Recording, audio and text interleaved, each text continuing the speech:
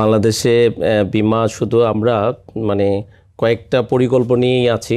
বিশেষ করে আমরা একেবারে যে যখন বাংলাদেশে বেসরকারি খাতে সেই 85 সালে শুরু হয়েছিল, তখন থেকে আমরা ওই যে 3 কিস্তি 4 কিস্তি 5 কিস্তি এই সমস্ত পরিকল্পনা নিয়ে কাজ করছি।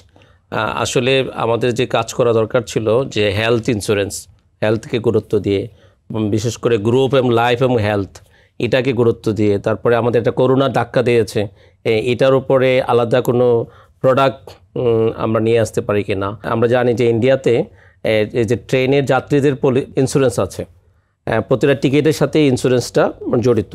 বাংলাদেশে আমরা এখনও ট্রেন রেল যেটাই বলেন, সেখানে বাস যাত্রীদের জন্য আমরা কিছু করতে পারি নাই, যেটা আমরা বিমানে যাত্রীদের জন্য ডোমেস্টিক ইন্টারন্যাশনাল আছে। তো এটা যদি আমরা এই ধরনের প্রোডাক্ট যদি আমরা না আসতে পারি, তাহলে আমাদের জিডিপির কন্ট্রিবিউশনও বাড়বে না এবং বিমার যে সবার কাছে যেতে পারবো না।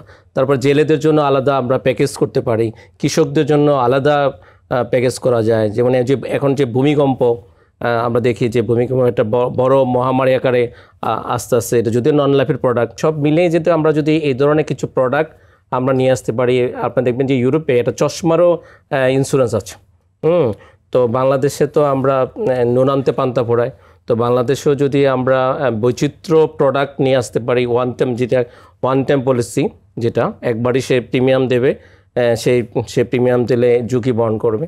তো এই কাজগুলো যদি আমরা করতে পারি, তাহলে বাংলাদেশে এই বিমাটা জনপ্রিয় আমরা করতে পারবো।